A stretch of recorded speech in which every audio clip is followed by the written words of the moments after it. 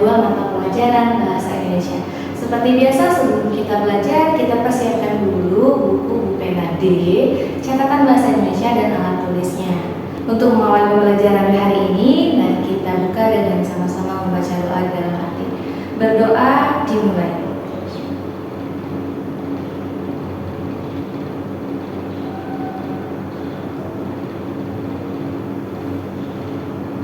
Berdoa selesai. Sebelum kita masuk ke materi hari ini, Bunda akan sedikit mereview materi yang sudah Bunda sampaikan sebelumnya mengenai materi imbuhan ter. Sudah paham ya imbuhan ter? Misalnya yang menyatakan suatu keadaan seperti terdengar, terawat, kemudian yang kedua keadaan tiba-tiba seperti terbangun, tersentak, kemudian yang ketiga sebagai subjek atau pelaku seperti terdakwa, tersangka, terpidana. Kemudian yang keempat menyatakan tindakan tidak disengaja seperti tertinggal atau kesakitan, ya, hal-hal yang tidak disengaja. Kemudian yang kelima menyatakan suatu tingkatan seperti terpandai, terbesar, tertinggi dan lain sebagainya. Nah, pada materi hari ini kita akan melanjutkan materi mengenai kata hubung antar kalimat. Jadi setiap kalimat itu menggunakan kata hubung. Nah, apa tujuan pembelajarannya? Tujuan pembelajarannya yaitu peserta didik dapat menjelaskan penggunaan kata hubung antar kalimat.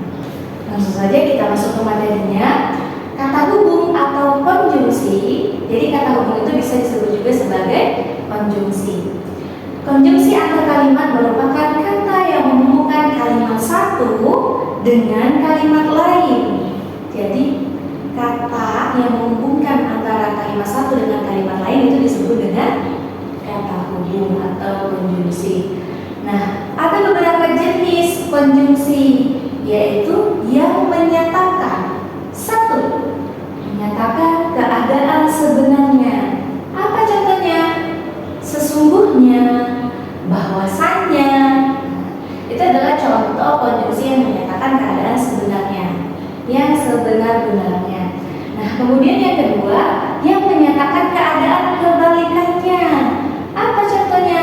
Sebaliknya. Nah, jadi dia kontra ya dengan kalimat yang sebenarnya atau kebalikannya. Kemudian yang ketiga, yang menyatakan pertentangan gagasan. Apa contohnya? Meskipun begitu, kemudian biarpun demikian, walaupun begitu, dan masih banyak lagi. Kemudian yang keempat, yang menyatakan kejadian mendahului peristiwa atau yang mengawali peristiwa. Apa contohnya? Di sini sudah tuliskan contohnya sebelumnya, sebelum itu. Sama seperti Bunda setiap kali mau mengajar selalu mengingatkan sebelum kita belajar mari kita siapkan buku, alat tulis dan lain sebagainya. Seperti itu contohnya ya. Kemudian yang kelima, yang menyatakan lanjutan peristiwa. Apa contohnya? Selanjutnya, setelah itu, jadi dia berkelanjutan. Yang keenam, ada konjungsi yang menguatkan keadaan sebelumnya. Jadi dia sebagai faktor pendukung. Apa contoh katanya? Bahkan, malahan. Jadi dia memperkuat keadaan. Kemudian yang ketujuh, ada yang menyatakan pertentangan keadaan. Apa contohnya? Akan tetapi, namun, ya, itu yang menyatakan pertentangan keadaan. Yang kedelapan, ada yang menyatakan konsekuensi. Contohnya apa? Dengan demikian. Kemudian yang kesembilan, yang menyatakan akibat. Apa contohnya? Oleh karena itu, oleh sebab itu, dan lain sebagainya.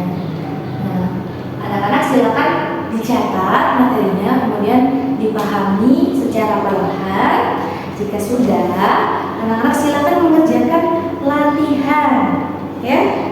Jadi di dalam buku PKD halaman 19 itu ada teks, silakan dibaca, kemudian dicari kata konjungsinya, ya. Silakan dikerjakan dari nomor 1 sampai nomor 2, kemudian dilanjutkan dengan halaman 20 sampai 21. Mungkin itu saja untuk pembelajaran hari ini. Lebih kurangnya Bunda mohon maaf. Allah Bunda